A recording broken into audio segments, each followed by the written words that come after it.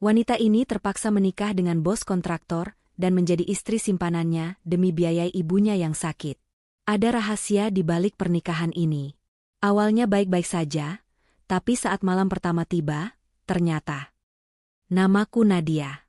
Aku adalah anak tunggal dari keluarga sederhana. Hidupku berubah drastis sejak ayah meninggal dan ibuku jatuh sakit. Aku bekerja sebagai staf administrasi di sebuah perusahaan kontraktor di Jakarta.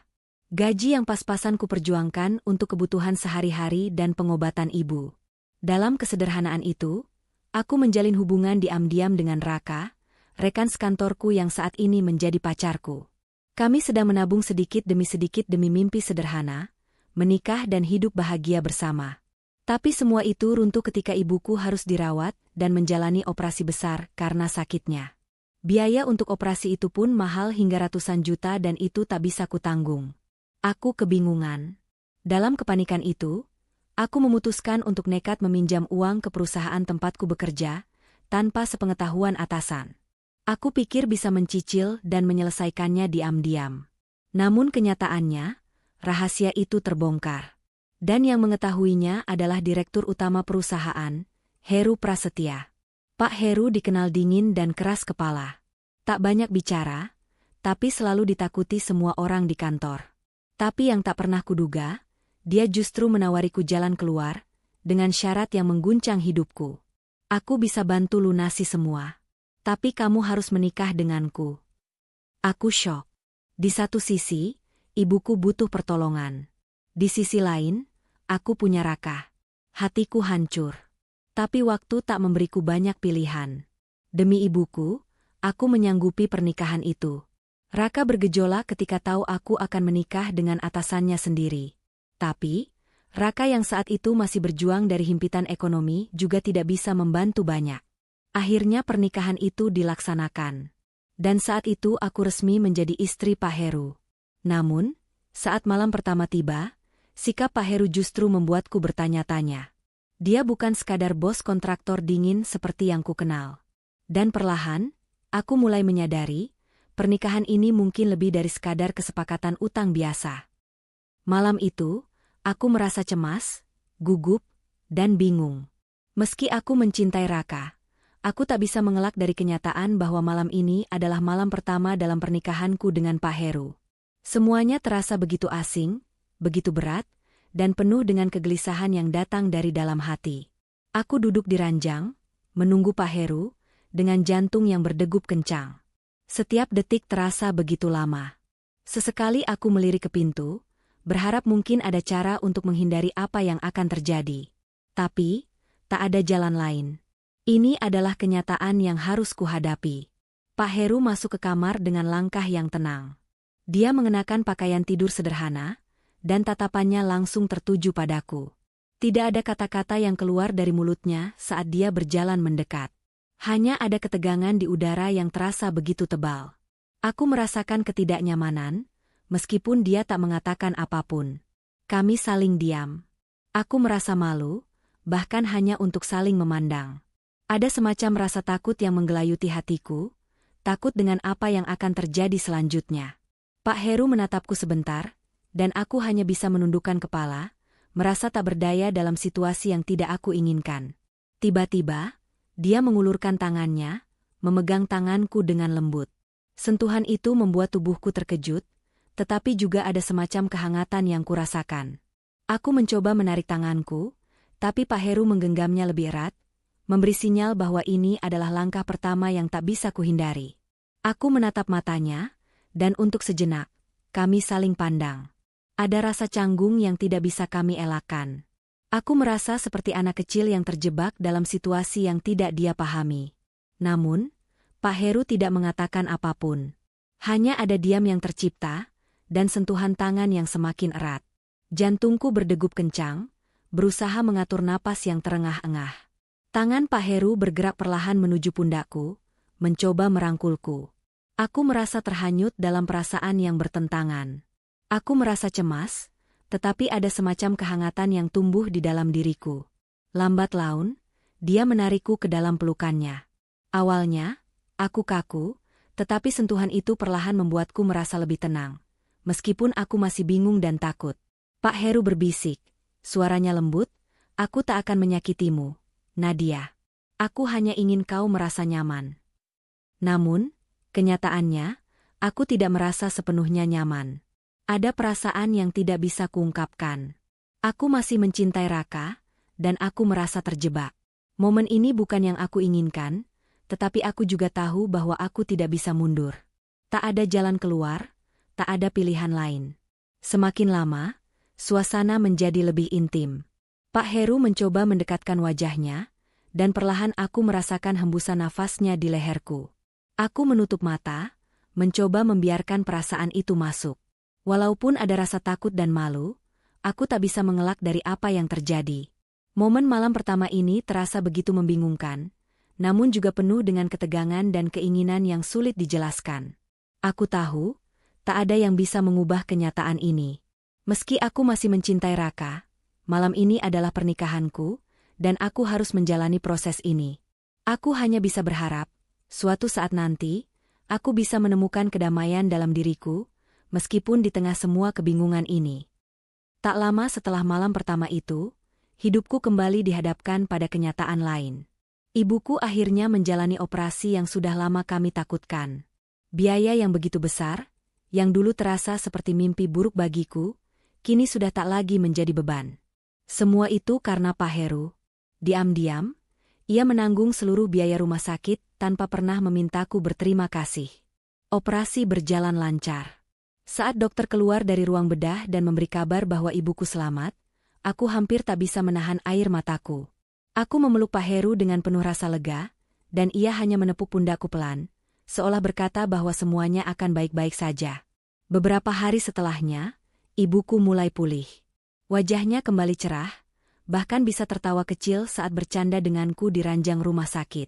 Di tengah perawatannya, ibuku memanggil Pak Heru, menggenggam tangannya, dan berkata dengan mata berkaca-kaca, "Terima kasih, Nak. Kalau bukan karena kamu, mungkin saya sudah nggak ada sekarang." Pak Heru tersenyum kecil, lalu menjawab dengan lembut, "Saya cuma ingin Nadia tenang. Saya lakukan ini semua karena dia." Melihat itu, hatiku seketika luluh. Ada kehangatan yang meresap perlahan ke dalam hatiku. Mungkin selama ini aku terlalu keras menilai dia. Mungkin aku memang belum benar-benar membuka mata untuk melihat siapa dia sesungguhnya. Sejak saat itu, aku mulai melihatnya dengan cara yang berbeda. Aku mulai tersenyum saat kami makan bersama. Aku tak lagi merasa canggung saat dia menggenggam tanganku. Bahkan, aku mulai menyukai saat ia memandangku dengan matanya yang dalam dan tenang. Namun, kebahagiaan itu tak berlangsung lama. Di kantor, desas-desus mulai beredar. Bisik-bisik yang tadinya tak kuhiraukan, kini menjadi kabar panas yang tak bisa dihindari. Aku mendengar orang-orang membicarakan Pak Heru, katanya, dia punya wanita simpanan. Ada yang bilang perempuan itu sering dijemput diam-diam. Ada juga yang bilang dia sebenarnya sudah menikah diam-diam sejak lama. Aku terkejut, tak percaya, tapi hatiku mulai goyah. Dan sumber dari semua gosip itu, ternyata adalah Raka. Raka yang dulu begitu kucintai. Raka yang selama ini kuanggap kekasih paling setia. Dia yang menyebarkan semua fitnah itu, dengan wajah santai, seolah sedang bercerita tentang cuaca. Katanya, dia hanya ingin membuka mataku dan menyelamatkanku dari pria seperti Pak Heru. Aku mulai curiga. Aku mulai menyelidiki. Dan perlahan, satu persatu kebohongan itu terbongkar. Tidak ada wanita simpanan. Tidak ada pernikahan gelap. Semua itu hanya fitnah dari Raka yang tak terima aku menikah dengan pria lain. Bahkan staf yang disebut-sebut sebagai wanita simpanan itu ternyata istri dari sahabat Pak Heru yang sering menitipkan jemputan di kantor. Aku menatap Raka dengan penuh rasa kecewa. Ternyata dia bukan pria yang kukenal dulu. Dia hanya pria cemburu yang tidak bisa menerima kekalahannya. Aku benci kenyataan itu. Tapi aku lebih benci melihat dirinya berani menghancurkan nama baik orang yang sudah menyelamatkan hidup ibuku. Sejak saat itu, aku tak lagi memandang Raka sama. Aku menjauh. Aku bahkan tak ingin lagi menyapa. Dan yang lebih mengejutkan, aku sadar, hatiku perlahan berpindah. Pada seseorang yang sejak awal tidak banyak bicara, tapi diam-diam mencintai dan melindungiku tanpa syarat, yaitu Pak Heru. Hari itu, aku baru saja pulang dari rumah sakit setelah menengok ibu yang sudah semakin membaik. Begitu aku sampai di halaman rumah, Raka sudah berdiri di depan pagar. Wajahnya tampak penuh emosi, rahangnya mengeras, dan matanya menatapku tajam. "Nat, kita perlu bicara," katanya tanpa basa-basi. Aku menatapnya ragu. "Ngapain kamu kesini, Rak? Udah cukup semua yang kamu lakuin. Aku cuma pengen ngerti, kenapa kamu lebih milih dia daripada aku?" Suaranya mulai meninggi. "Aku tahu kamu cuma dijadikan mainan sama dia. Dia cuma nafsu doang sama kamu, Nat." Aku tercekat. "Kamu nggak tahu apa-apa soal Pak Heru. Dia bukan seperti yang kamu pikir." Belum sempat aku membalas lebih panjang, suara langkah berat terdengar dari balik pintu. Pak Heru keluar dengan jaket santai dan wajah dingin. "Ada apa ini ribut-ribut di depan rumah istri saya?" Raka menoleh, dan senyumnya sinis. "Oh, jadi sekarang kamu udah resmi jadi suaminya, ya? Enak ya, punya kekuasaan, punya uang, bisa ambil perempuan kapan aja." Aku menatap Raka tajam. "Jaga mulutmu, Raka. Kamu keterlaluan." Pak Heru melangkah mendekat, tenang tapi tajam. "Saya tahu kamu nggak terima Nadia memilih saya. Tapi kamu nggak berhak menghina dia, apalagi menyebar fitnah tentang saya ke kantor. Aku cuma bilang yang orang lain juga udah lihat. Kamu pikir semua orang percaya kamu pria suci?" Raka mendekat, nadanya mulai menantang. "Nadia itu dulu milik aku. Kamu cuma numpang lewat." Detik itu juga aku merasa seperti tertampar. Aku ingin berteriak, ingin memukul Raka agar dia berhenti, tapi Pak Heru lebih dulu bicara. "Saya tahu masa lalu Nadia. Dan saya nggak pernah mempermasalahkan itu. Kamu boleh hina saya, tapi jangan bawa-bawa istri saya." "Kamu pikir cinta bisa dibeli, Heru?" bentak Raka. "Dia nggak benar-benar cinta kamu. Dia cuma terpaksa." Aku menunduk. Dan untuk sesaat, aku sadar, mungkin Raka benar. Awalnya, aku memang terpaksa. Tapi sekarang, hatiku mulai goyah. Aku mulai mencintai Pak Heru, tapi kenangan bersama Raka juga belum sepenuhnya hilang. Konflik di hatiku makin kuat saat malam harinya Pak Heru hanya diam. Ia tak menanyakan apapun, hanya membuatkan teh hangat dan meletakkannya di meja kamarku. "Kalau kamu menyesal menikah sama saya, kamu boleh jujur. Saya nggak akan tahan kamu," katanya pelan sebelum berbalik pergi. Aku tercekat. Aku menahan napas. Tubuhku kaku. Dan untuk pertama kalinya, aku benar-benar takut kehilangan seseorang. Setelah malam itu, aku terus terbayang wajah Pak Heru saat mengatakan kalimat yang begitu pelan tapi menusuk. Aku tahu, dia tidak sedang mengancam. Tapi ketulusannya malah membuatku takut. Takut kalau aku benar-benar kehilangan dia. Namun besok paginya, konflik makin memuncak. Di kantor, semua orang mulai bersikap aneh padaku. Tatapan sinis, bisik-bisik di belakang, bahkan ada yang secara terang-terangan berkata, "Pantes aja cepet naik jabatan, ternyata istri bos toh." Aku hanya bisa menahan napas, menunduk, menahan emosi yang mendidih.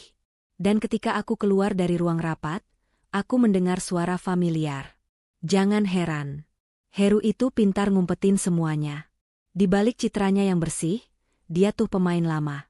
Wanita simpanan? Itu MAH bukan gosip doang, gue punya buktinya." Itu suara Raka. Dan dia bicara di pantry bersama dua rekan kantor lainnya. Aku tak bisa tahan lagi. "Raka," seruku keras, membuat semua menoleh. "Apa sih yang kamu mau? Udah cukup. Kamu bukan cuma menghina aku, tapi juga suami aku." Raka berdiri, memasang wajah tak bersalah. "Aku cuma bicara apa yang semua orang tahu, Nat. Atau kamu takut kenyataan mulai terbongkar?" Aku menghampirinya, nyaris tak bisa menahan air mata. "Kenapa kamu berubah jadi kayak gini? Dulu kamu pria yang aku kagumi, sekarang kamu cuma pecundang yang gak bisa terima kenyataan." Raka terkekeh, tapi sorot matanya gelap. "Kamu yang berubah, Nat. Kamu lebih milih dia. Cowok tua yang kamu pikir bisa nyelamatin kamu. Tapi dia nggak pernah benar-benar cinta kamu. Dia cuma..." Cukup. Suara berat Pak Heru menggema di ruangan itu. Semua langsung terdiam. Pak Heru masuk dengan langkah mantap, matanya mengarah tajam ke Raka. Saya biasanya sabar. Tapi kali ini, saya nggak akan diam. Raka berdiri, mencoba menantang. Tapi kali ini, sorot matanya mulai goyah. Bapak pikir bisa intimidasi saya? Pak Heru tersenyum tipis. Saya nggak perlu intimidasi siapapun. Saya cuma datang untuk klarifikasi, di depan semua orang, bahwa saya tidak pernah punya wanita lain. Tidak sekarang, tidak pernah. Dan saya akan tuntut siapapun yang menyebar fitnah tentang saya dan istri saya. Hening. Semua menunduk. Raka mencibir, tapi tak bisa berkata apa-apa. Aku menggenggam tangan Pak Heru erat. Terima kasih, udah belain aku. Tapi hatiku campur aduk. Aku marah, terluka, dan bingung. Aku tahu aku mulai mencintainya, tapi luka dari masa lalu masih belum sepenuhnya sembuh. Dan dalam diam, aku tahu konflik ini belum selesai.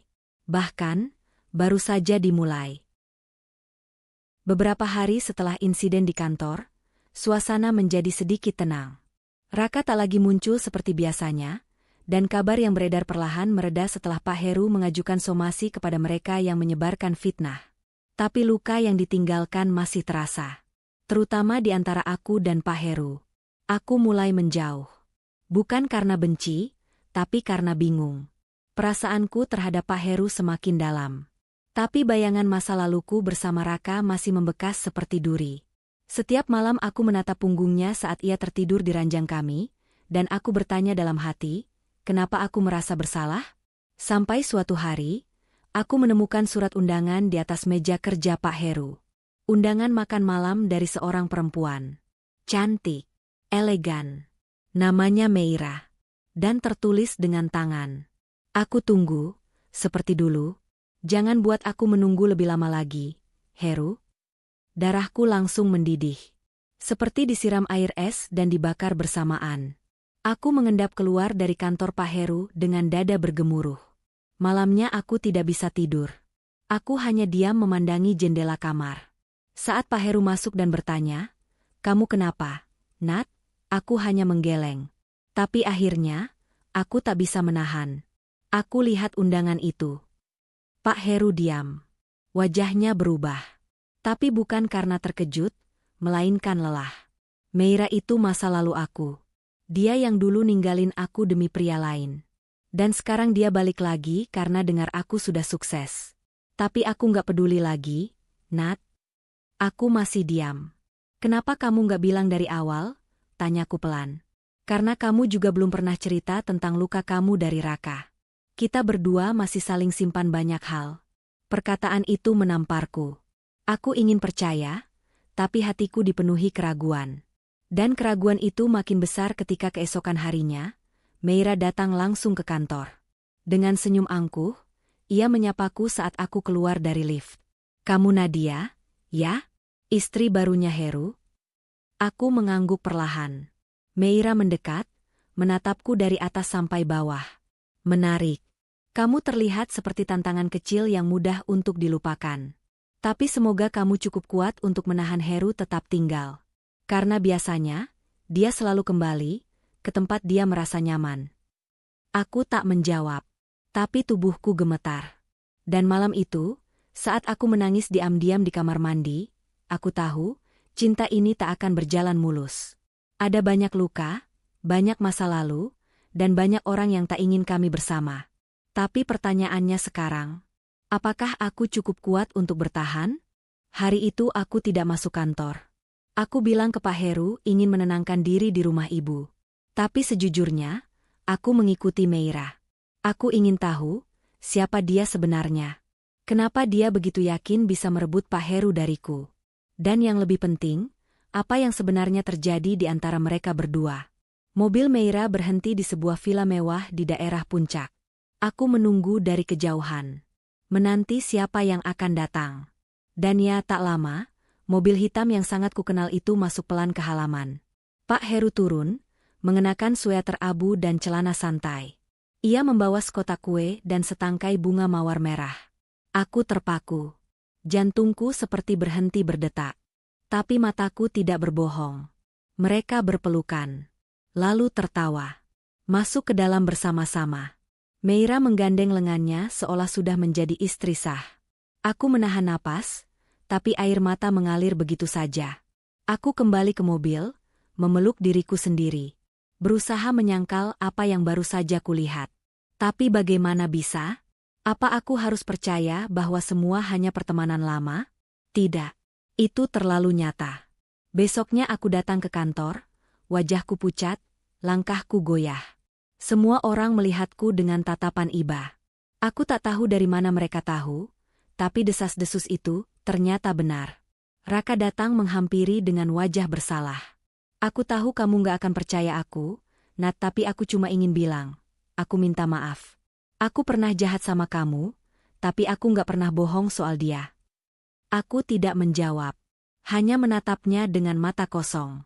Sore itu, aku menunggu Pak Heru di ruangannya. Ketika dia datang dan melihatku duduk di sofa, ia tampak kaget. Tapi dia cepat-cepat tersenyum. Seperti biasa.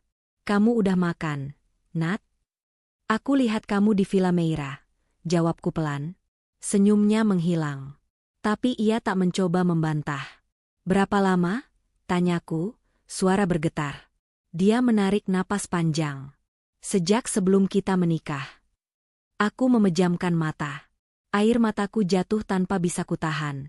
Kenapa kamu nikahi aku? Dia diam sejenak. Awalnya, karena kamu cantik. Jujur saja, aku tertarik secara fisik. Tapi aku pikir, lama-lama aku akan jatuh cinta beneran. Dan kamu? Dia tak menjawab. Hatiku hancur saat itu juga. Hari-hari setelahnya aku jalani seperti robot. Ibuku tidak tahu apa-apa. Aku pura-pura bahagia. Tapi malam-malamku kosong. Rumah besar itu terasa dingin, lebih dingin dari sebelumnya. Beberapa bulan kemudian, aku diam-diam pergi. Membawa koper kecil dan beberapa lembar tabungan yang tersisa. Aku tidak membawa dendam. Hanya luka. Dan sampai hari ini, aku masih tidak percaya bahwa untuk menyelamatkan ibuku dari maut dan menyelamatkan hidupku dari utang, aku menyerahkan hati pada pria yang hanya ingin tubuhku. Cinta itu buta. Tapi lebih buta lagi ketika aku tahu kebenaran, dan tetap berharap dia mencintaiku.